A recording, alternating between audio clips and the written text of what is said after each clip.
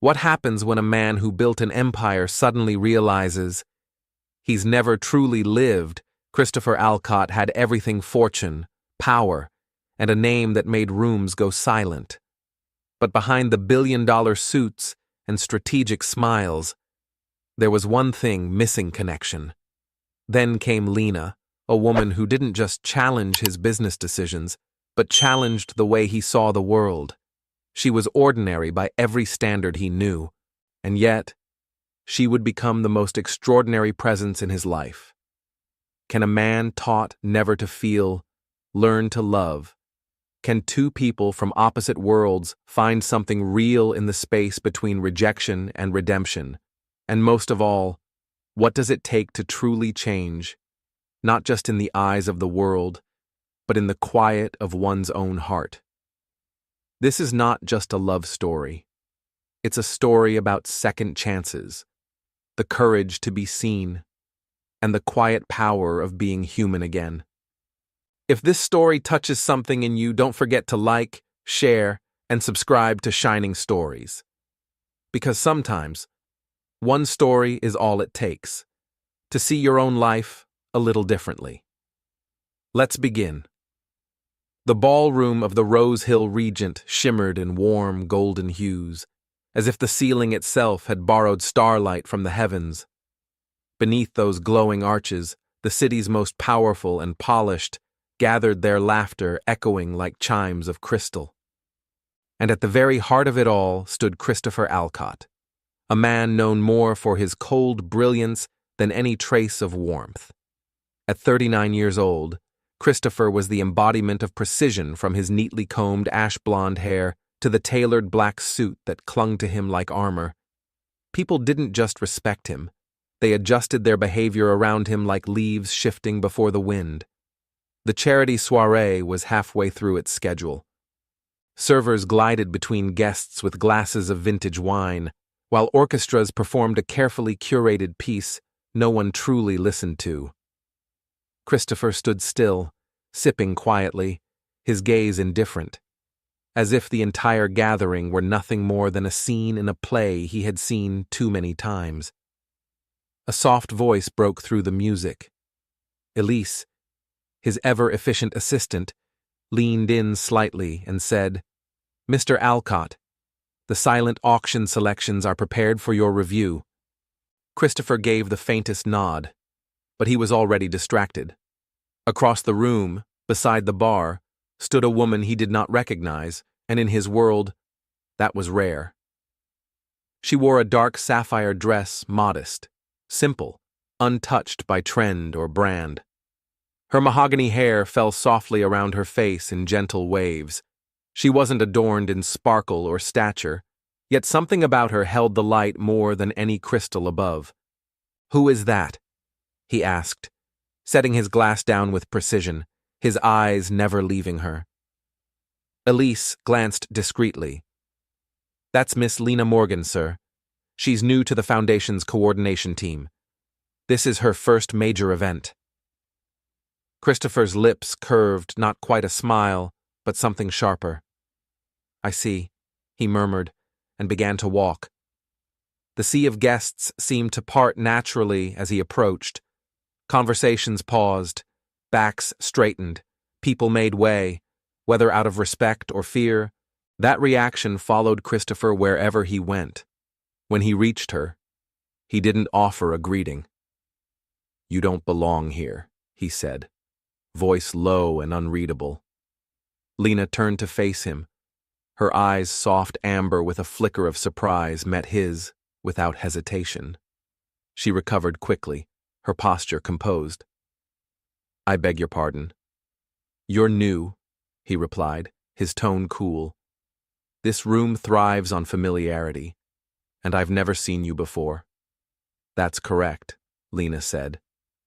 "It's my first time coordinating an event at this scale." Christopher studied her for a moment, his gaze dissecting.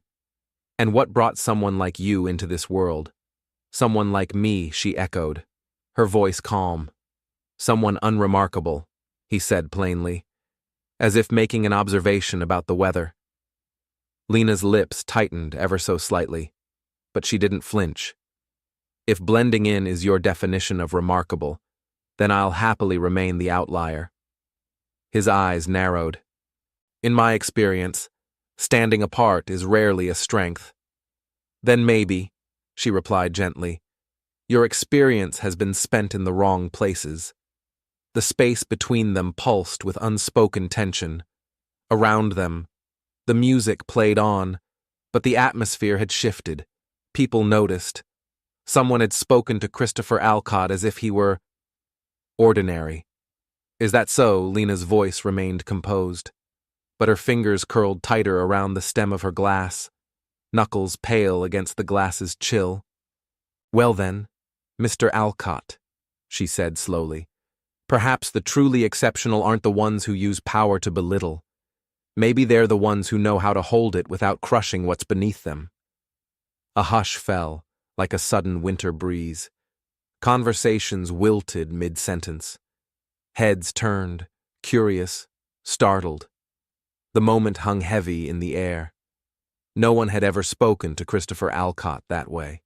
Not in public. Not even in private. He leaned in slightly, his voice a low whisper that trembled on the edge of threat. Do you even understand who you're speaking to? A wealthy man, Lena answered calmly, meeting his gaze without blinking. One who seems to think his fortune entitles him to forget basic decency. Your bank account might be staggering, Mr. Alcott, but your character feels alarmingly bankrupt. A collective breath was caught across the room. Crystal flutes hovered mid-air. Even the music seemed to pause, sensing a shift in the atmosphere. Christopher's jaw tightened. I could end your career with one call, he said, his usual veneer of charm crumbling at the edges. Lena placed her glass gently on the bar as if setting down something fragile. Her voice was steady. Then I suppose I should thank you for showing your true face so soon. Saves me the trouble of wondering. From her small clutch, she retrieved a plain business card, her name printed modestly in soft gray ink, and slid it toward him. If you ever decide to apologize, you'll know where to reach me. Until then, I have work to do.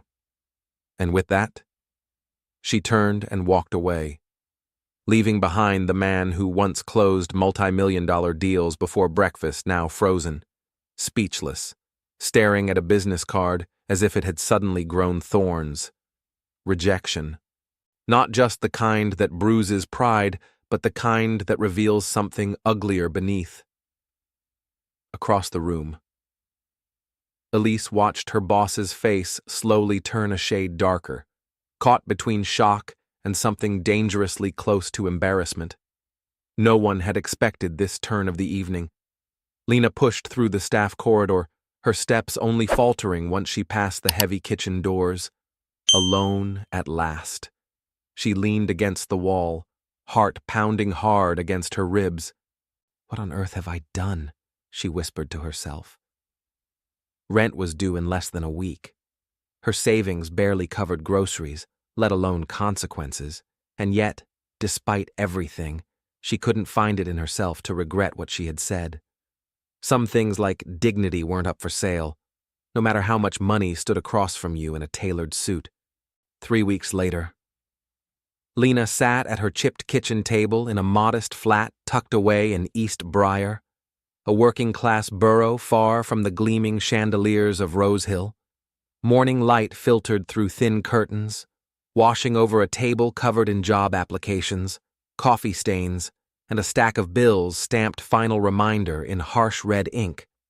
As expected, she had been dismissed the day after the gala. The official reason, a misalignment with company culture. The unofficial one didn't need to be said aloud. No one crossed Christopher Alcott and kept their job. She took a sip of lukewarm coffee, circled another job ad in fading red ink, and let out a slow sigh. From the hallway, her roommate emerged, Nina Solano, all color and confidence, with violet-dyed curls and oversized slippers, a graphic designer with enough personality to light up the entire apartment. Any luck with the job hunt, Nina asked. heading straight for the coffee pot. About as much luck as catching a snowflake in July, Lena replied, trying for a smile, but I'm not done yet. Nina poured herself a cup, leaned on the counter, and grinned. You're a legend at my office. You know that, the girl who stood up to Alcott himself. They're calling you the Gala Gladiator. Lena let out a hollow laugh. Wonderful. I'm famous for being professionally radioactive. You're famous for being brave, Nina corrected. And if it helps, I may have lined up something small. My cousin owns a cafe down in Westgate. They need someone part-time, nothing fancy, but it's a start. Lena blinked, warmth creeping past her defenses. You didn't have to do that. Yeah. Well, Nina shrugged. You didn't have to stand up to the richest man in the city either. But you did.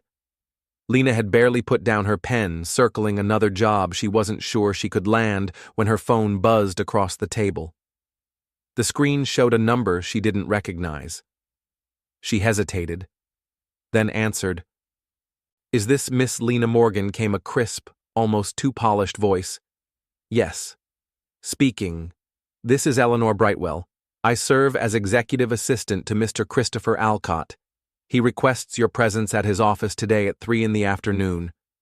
Lena sat straighter in her chair, the phone suddenly heavier in her hand. I'm sorry. What did you say? Mr. Alcott would like to speak with you in person.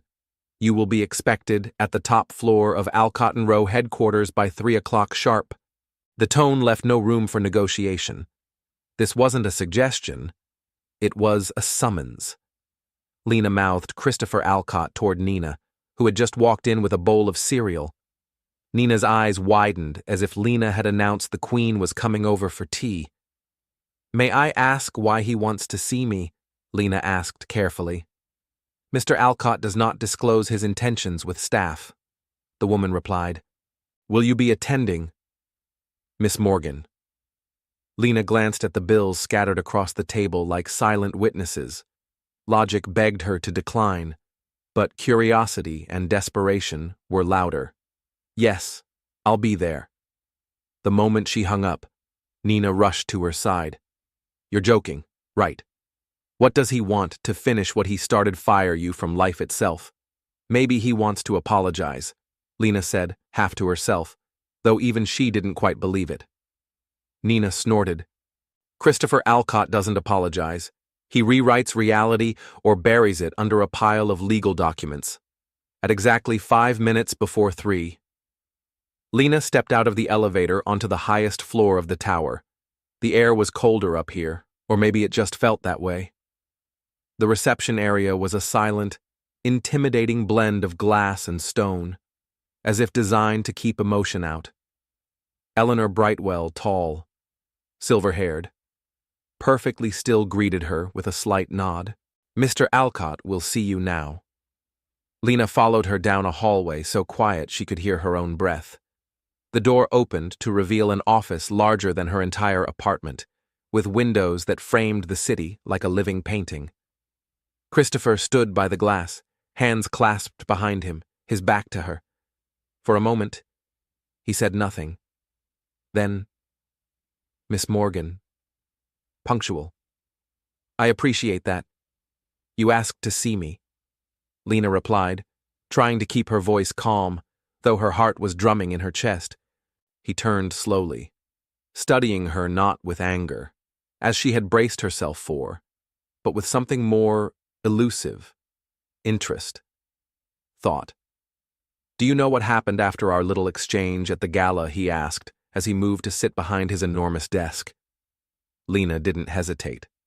I lost my job. He nodded once. Unfortunate. But that wasn't all. The incident, it went public. Extremely public. He turned his computer monitor toward her. On the screen was a social media post, the kind with millions of views and a caption designed to sting. Watch this woman dismantle a billionaire with nothing but truth. Lena blinked. I didn't mean for that to happen. No need to apologize, he said, his voice unreadable. It's been enlightening. Apparently, he continued, tapping a single finger on the desk, the world enjoys watching pride unravel. And now I have an image problem. One my board fears might compromise our upcoming launch. Lena crossed her arms. And this concerns me because… Christopher leaned forward, folding his hands like someone preparing to sign a treaty. Because I have a proposition. I want to hire you. Lena blinked. Excuse me, hire me for what? To make me likable, he said, the word tasting foreign on his tongue. The word likable seemed to catch in Christopher's throat like a bone he hadn't realized he would need to swallow. It sounded awkward, even in the silence that followed. Lena blinked. Then, a laugh, small, surprised, slightly incredulous, slipped past her lips. You can't be serious. Christopher didn't so much as flinch. I rarely entertain jokes, Miss Morgan, especially not when it concerns business. And this is business. He reached into a drawer and pulled out a crisp folder, sliding it across the desk like a challenge. 6 months. You'll be brought on as a personal consultant for public image matters. Your compensation will be significant. Lena opened the folder, scanned the page, and nearly choked. The figure listed made her stomach flip. It was more money than she had seen on paper in her entire adult life. This is absurd, she muttered, closing it quickly and pushing it back across the polished surface. I plan weddings and galas. I'm not a magician. Christopher leaned back in his chair, his expression unchanging. You're the only person who's looked me in the eye and told me the truth in years. That's worth more than expertise. That's conviction. And I intend to pay for it. Lena crossed her arms.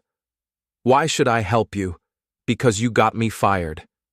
He stood then, walking to the window that stretched from floor to ceiling, hands clasped tightly behind his back.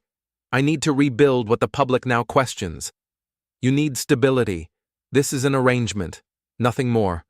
Lena stared at his back, so controlled, so closed off, and realized she was looking at a man unaccustomed to asking for anything.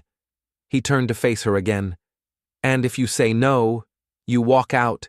Simple. No pressure. But you won't say no. Her brow lifted. You're very sure of yourself. People like you don't turn away from doors like this, he replied evenly. People who have debts, who help sick mothers, who still believe that one choice can shift a life. His voice was calm, but something about it struck close. Too close. Or maybe, he added, you want to see if you can really change me? Or were those bold words at the gala just for show? Lena stood, smoothing her skirt as she steadied her breath. I'll need a day to think about it. Christopher didn't blink. You have until 9 in the morning tomorrow. After that, the offer disappears. He extended his hand. She stared at it. This was absurd, unbelievable. And yet, she took it. This doesn't mean I like you, she said, her voice quiet but firm. For the first time since they met, something genuine touched the corners of his mouth. I would expect nothing less. That evening, Lena sat in her apartment. The contract spread across the coffee table like a map to somewhere unknown. She paced the room like a storm cloud. This is madness, she muttered for the 10th time. Nina, perched on the couch, didn't even look up from her phone. True, but that salary, perfectly sane. Lena paused, her hands curled into fists, then slowly released. I'm not doing this for him. I'm doing it for Mum, for the bills, for a little space to breathe. Then do it on your terms, Nina said, looking up at last. Make him earn every second of your help. The next morning, Lena returned to the tower with a different contract in hand, one rewritten in her own language. Absolutely not. Christopher growled, slamming a palm against the table. Lena sat calmly across from him, her expression unmoved. "These are my terms, Mr. Alcott. If you want my help, it happens my way." Sunlight spilled through the glass walls, catching the fire in her eyes. Christopher snatched the paper and began to read aloud, disbelief growing with each sentence. Condition 1. Mr. Alcott will volunteer 4 hours each week at the Westbridge Community Center. Condition 2. Second condition. Christopher read aloud, his voice clipped. Mr. Alcott will attend all public functions alongside Miss Morgan as her equal, not as her employer.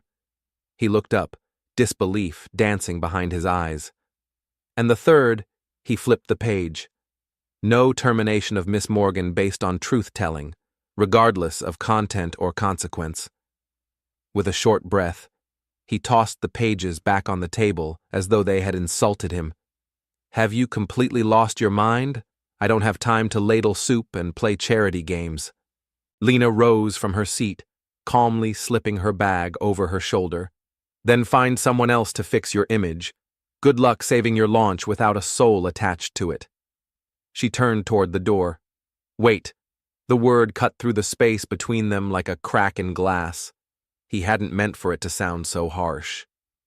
Clearing his throat, Christopher added, more measured this time, "Perhaps we can revisit the terms." Lena paused, slowly returning to her chair. Truthfully, she'd expected him to throw her out, not negotiate.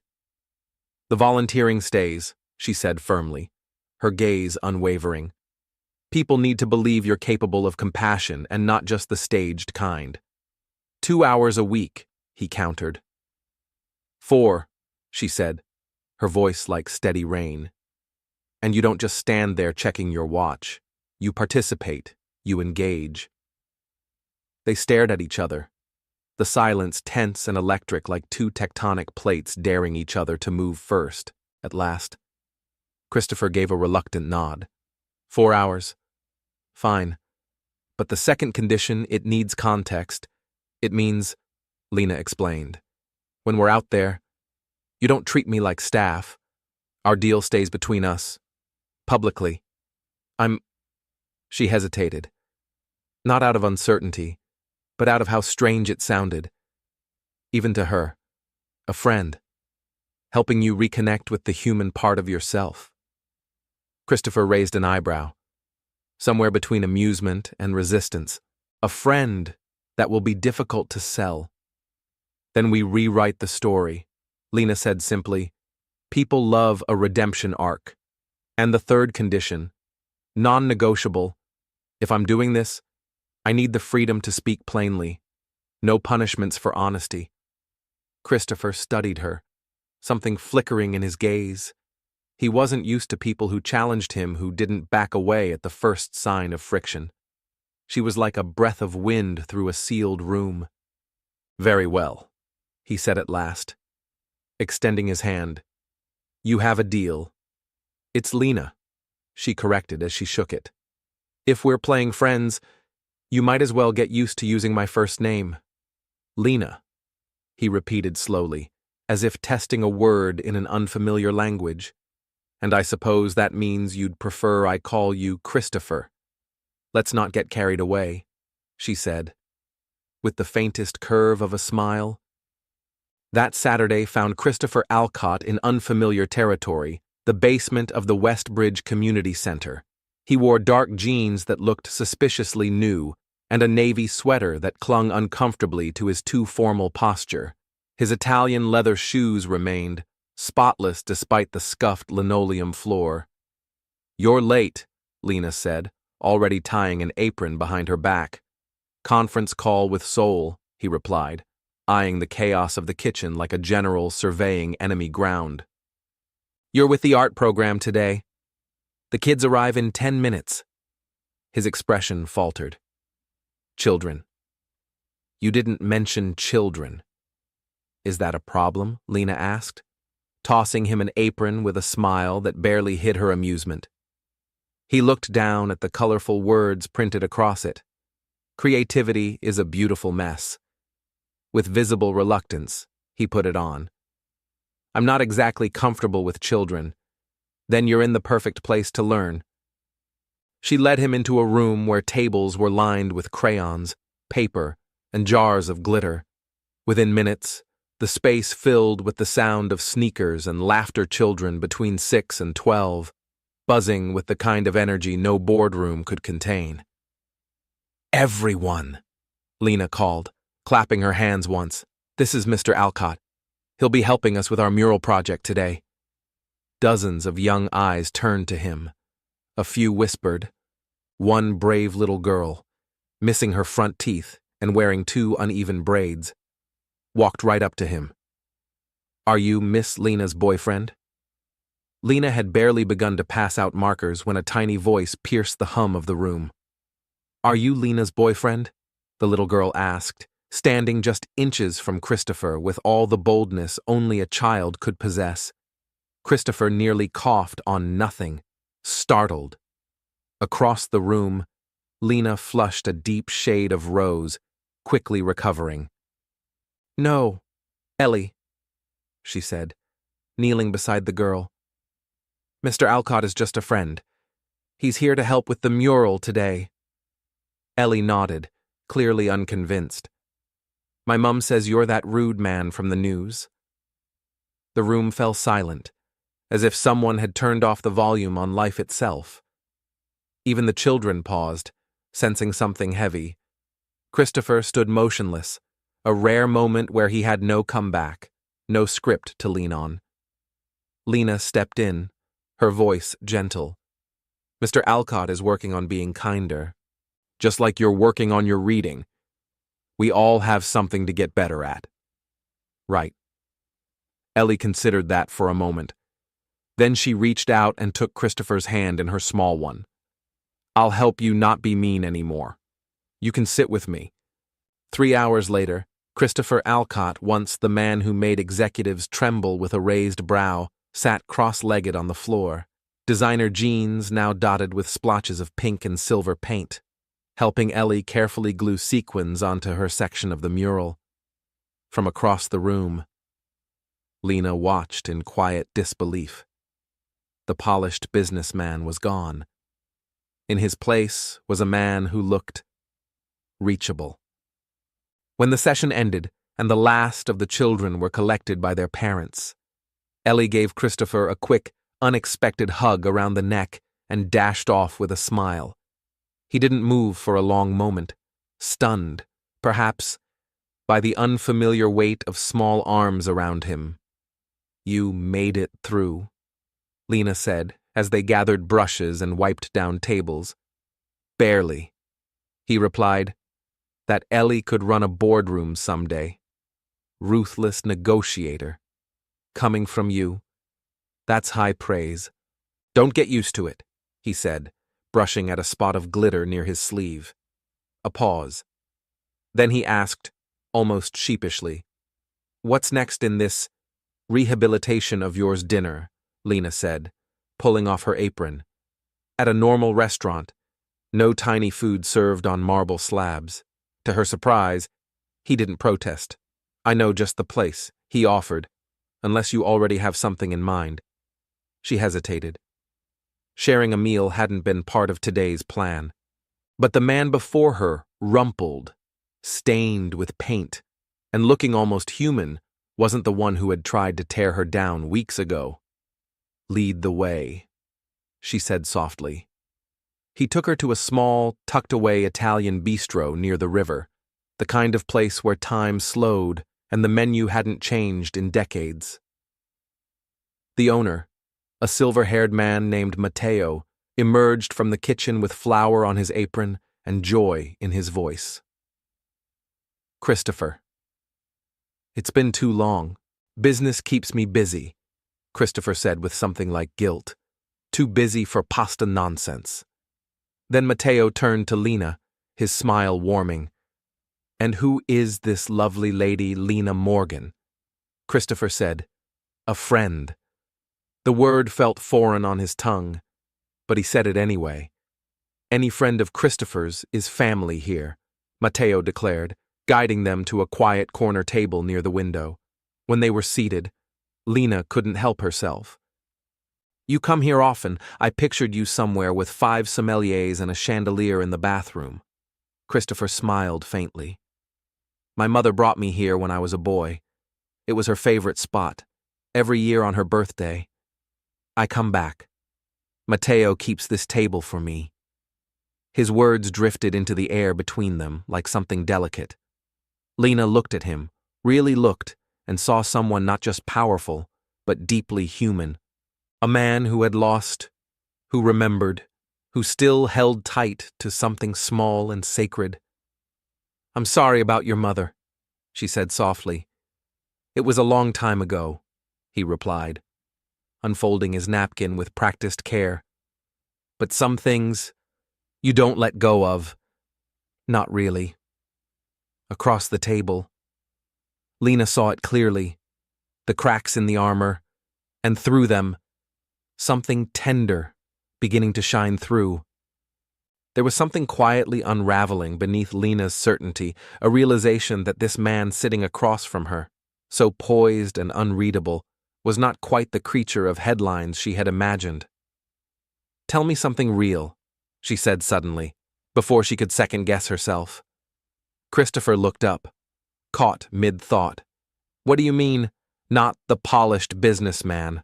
Not the face you wear in interviews? Something honest, something human." For a long moment, he said nothing. The silence stretched, filled only by the gentle clinking of silverware and the low hum of conversation around them. Just as she began to think he would dodge the question, he spoke. "I can't sleep without the sound of rain."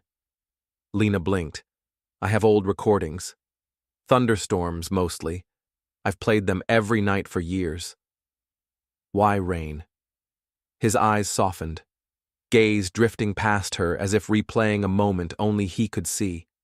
"It was raining the last time I saw my mother truly smile," he said quietly. Lena felt her breath catch in her chest, her heart folding inwards for a reason she couldn't quite explain. "Thank you," she said softly, "for trusting me with that." Christopher exhaled slowly, then straightened slightly, recovering his composure. "Your turn." There was challenge in his voice, but underneath it, a thread of vulnerability, a door cracked open. "I wanted to be a painter," Lena confessed, "but dreams don't always cover rent. So I ended up coordinating events instead." "Were you any good?" "I think I was," she said, a shy smile tugging at the corner of her lips. "Maybe I still am. It's been a while." From there, the conversation slipped into something easier. They spoke of safer things, then wandered into deeper ones without realizing. Lena learned that Christopher spoke 3 languages fluently, despised cilantro with what he called moral conviction, and had once briefly dreamed of being an astronaut. He'd even written to NASA at age 10. He learned she grew up in a tiny town with a library smaller than this restaurant's pantry, that her mother battled a relentless illness with quiet strength, and that her father's old vinyl collection was still the most valuable thing she owned. Hours passed unnoticed. It wasn't until Matteo returned, apologetic but firm, that they realized the place was closing. Outside, the night air wrapped around them like a breath. Lena's cheeks were still warm from laughter and something else she hadn't expected comfort. Christopher hailed a taxi without asking. "Same time next Saturday," he asked. As the cab pulled up, "Don't forget Thursday," Lena replied. "The charity dinner. Your first public appearance under our new narrative. Impossible to forget. You've only sent me 3 reminders, just making sure the philanthropist shows up, not the villain." As she moved toward the cab, he spoke again, more softly this time. Tonight was unexpectedly decent. Lena paused at the door. "That's the nicest thing you've said to me since we met. Don't let it go to your head," he replied, a ghost of a smile at the edges of his mouth. But there was warmth in his eyes now, something sincere. As the taxi pulled away, Lena leaned back against the seat, arms folded around herself. This was a business arrangement, she reminded herself. Just business. And yet, the image of Christopher, smeared with paint and smiling under fluorescent lights, stayed with her long after the city faded behind her window. Nearly 5 months later, Christopher Alcott stood in his penthouse, adjusting his bow tie with a care that felt almost ceremonial. The same gala where he'd first clashed with Lena now marked something far more personal, a moment of reckoning. His phone buzzed. "A car will be downstairs in 10. And stop scowling in the photos. Read the message." He smiled genuinely before setting the phone down. What had started as reluctant cooperation had grown into something harder to define. Lena, with her unapologetic honesty and fierce compassion, had chipped away at his walls, and instead of rebuilding them, he had let her in. The company's public offering had exceeded every expectation last month. Media outlets praised his transformation from Stone Alcott to the people's executive. The narrative had shifted. What they didn't know was that the transformation wasn't just strategy. It had become real. What had started as a reluctant obligation had slowly become something else entirely. Christopher's weekly volunteering sessions at Westbridge had long outlived their contractual timeline. But he kept going. He'd begun mentoring a few of the children, especially Ellie, whose curiosity and fierce spirit reminded him uncomfortably of someone else. He'd quietly funded a new arts wing at Lena's former school, along with a scholarship program in her mother's name, and somewhere in the middle of it all, he'd stopped playing storm recordings at night. He no longer needed the rain to fall asleep. That evening, Lena arrived at the gala in a deep emerald gown that shimmered like leaves caught in moonlight. Christopher, waiting by the entrance, fell silent at the sight of her. She hesitated. "Is something wrong?" He cleared his throat, unable to hide the way his eyes lingered. "No, you just look remarkable." A compliment. "From Christopher Alcott," she teased. "Should I be concerned?" "Probably," he muttered, though the corner of his mouth twitched in a way that was no longer unfamiliar. "Don't get used to it," he added, extending his arm toward her with their familiar refrain. She took it, smiling. The ballroom of the Langston Hall looked much the same as it had 6 months ago, all golden light and polished elegance. But everything else had shifted. This time, when Christopher entered, the crowd didn't stiffen or part in fear. Instead, heads turned with interest, with respect. Lena had coached him well. He moved through the crowd like someone finally at ease in his own skin, shaking hands, asking about children, remembering names without prompting. The mask had been replaced by something better, something real. "Mr. Alcott," called a voice. They turned to see Amanda Ellie's mother, who had recently been hired as the hotel's new event coordinator, thanks to Christopher's quiet recommendation. The silent auction's about to start. "Thank you, Amanda," he said warmly. "Everything looks beautiful tonight." Amanda beamed and hurried off. Lena leaned in, her voice low. "See, kindness doesn't cause spontaneous combustion. That's still debatable," he replied, but his eyes crinkled in a way that softened the whole of his usually guarded face. Later that evening, Christopher excused himself with a vague comment and disappeared into the crowd. When 20 minutes passed without a return, Lena went looking. She found him down a quiet hallway, speaking in low tones with Eleanor. Their conversation stopped the moment she appeared. "Is everything all right?" she asked, catching the tension in his shoulders. "It's fine," Christopher replied a bit too quickly. "Just something work-related." Eleanor gave Lena a polite nod and stepped away, heels clicking gently against the marble. "We agreed no business tonight," Lena reminded him, trying to read his expression. He wasn't meeting her gaze. "Some things can't be postponed," he murmured.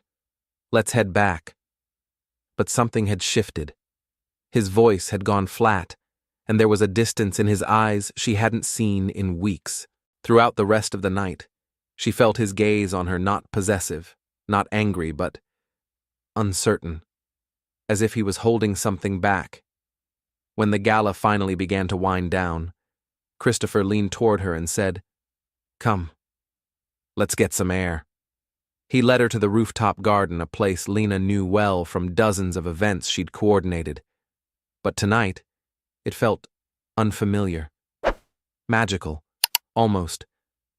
The city stretched around them in a halo of light, wind brushing softly through the leaves. They stood in silence for a while, the quiet wrapping gently around them. Then he spoke.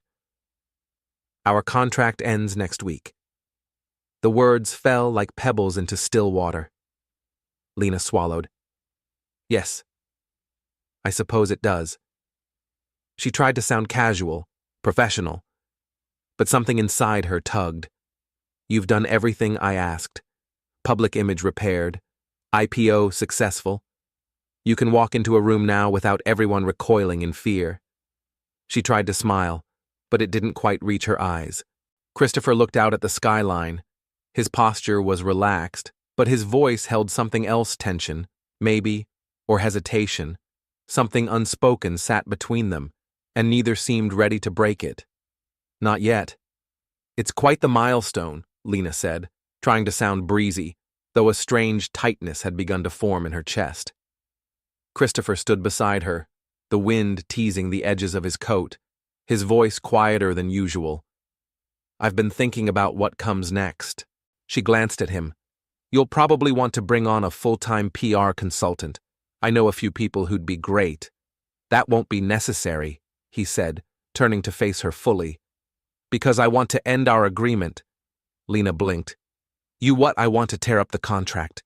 I don't understand." Christopher's eyes held the reflection of 1,000 city lights, but they were fixed solely on her. 6 months ago, I hired you to teach me how to become more tolerable to the public. What I didn't realize is that you'd end up teaching me something far more important. "Which is?" she asked softly, unsure if she was ready to hear the answer. "How to be human again."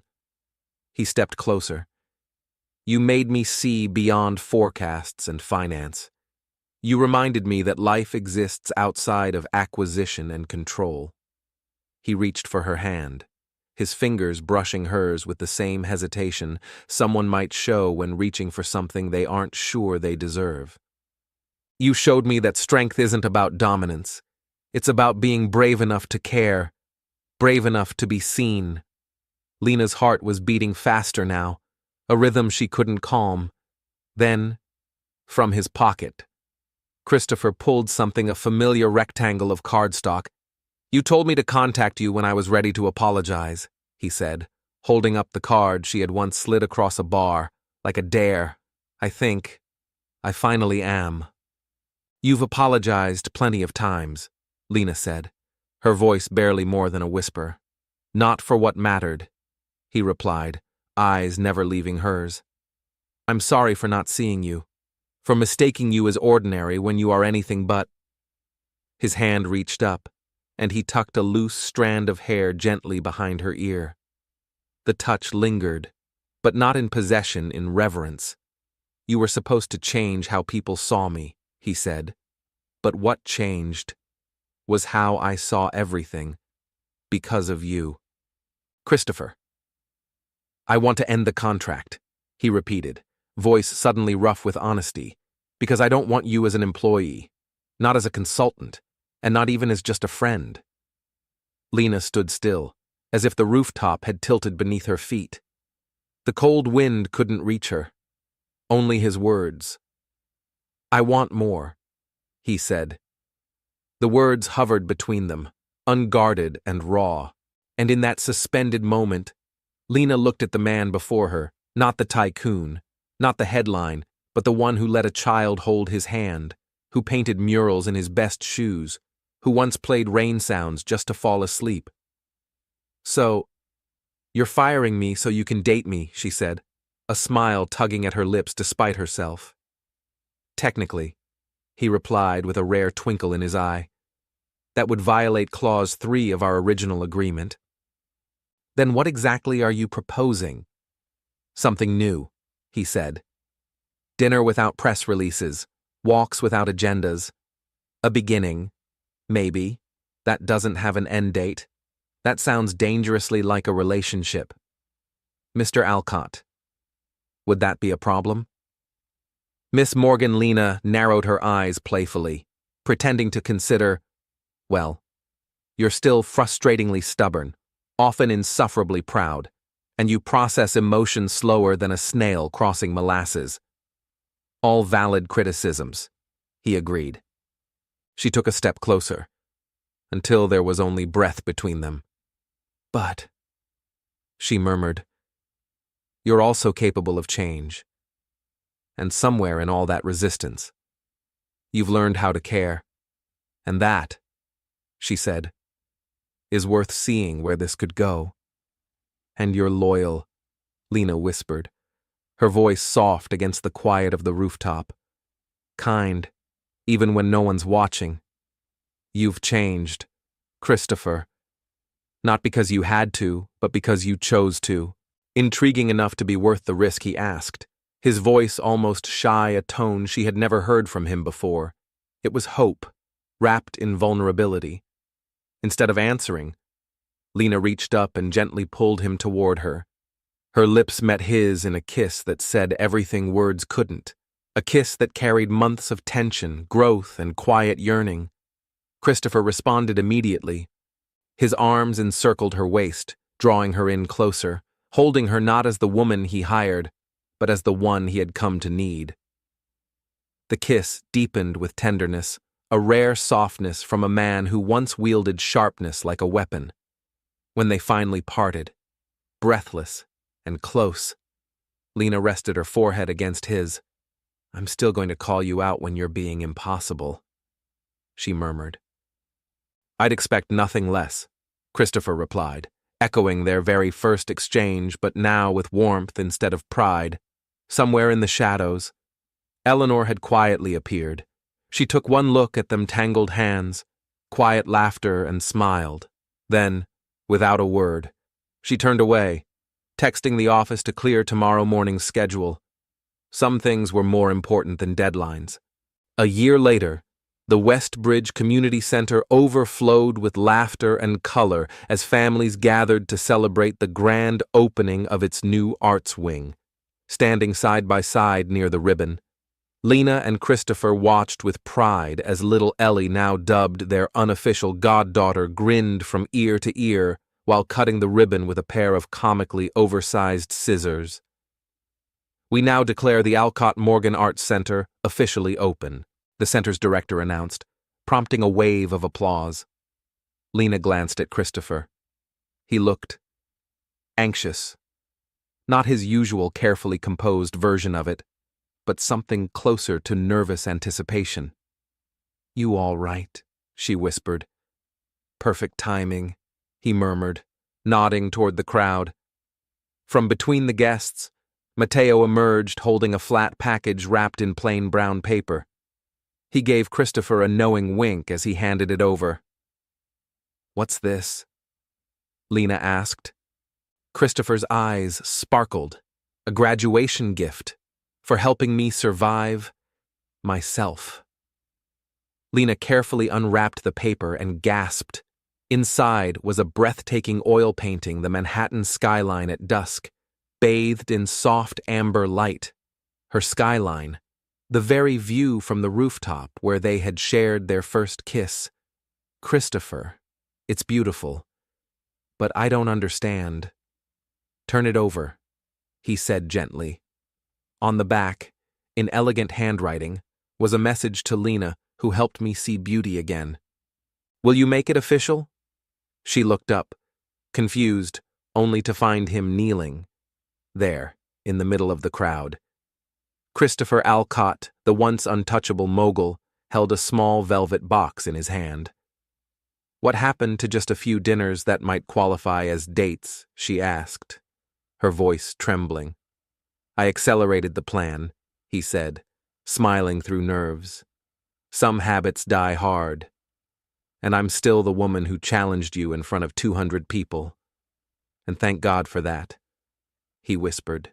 Then, more firmly, Lena Morgan, will you marry me? Not because it's good for appearances, not because it fits some narrative, but because I love you more than I ever thought I could love anyone. Time seemed to stop. Then Lena slowly cupped his face in her hands, eyes glistening. Yes, she said simply, but only because you asked so nicely. As he slipped the ring onto her finger and stood to kiss her, the crowd erupted into cheers. Ellie launched herself toward them, hugging their legs and bouncing with excitement. Can I be your flower girl? Please. Lena laughed, tears and joy mingling freely now. Of course. Ellie. I wouldn't want anyone else. Later that evening, over candlelight and quiet conversation at Mateo's old restaurant, Christopher raised his glass toward Lena, his expression softened by something more than just wine. To rejection, he said with a wry smile, a glint of his old arrogance, now softened by humility. The best thing that ever happened to me. Lena clinked her glass gently against his. To second chances, she replied, and to the extraordinary hiding inside the ordinary. Outside, a soft rain had begun to fall, but for the first time in decades, Christopher Alcott didn't need it to fall asleep. He had found something far greater, a woman who had reminded him that real wealth wasn't in numbers or influence, but in the ability to love and be loved in return, and that lesson was worth more than every dollar he had ever earned. Years later, the Alcott Morgan Art Center was alive with color, laughter, and possibility. Children swirled through the gallery for the annual art show, their masterpieces hanging proudly on the walls. 12-year-old Ellie stood beside her newest creation, a whimsical painting of a tall, suited man with paint-splattered shoes crouching among a group of children, glitter in his hair, laughter on his face. The judge's ribbon had already been pinned to the canvas. That's not how it happened, Christopher protested, standing beside her, mock offense in his tone. I had far more dignity than that. You had sequins stuck to your eyebrows for 2 hours, Lena reminded him, bouncing their 6-month-old son, Miles, gently in her arms. Dignity was never part of the equation.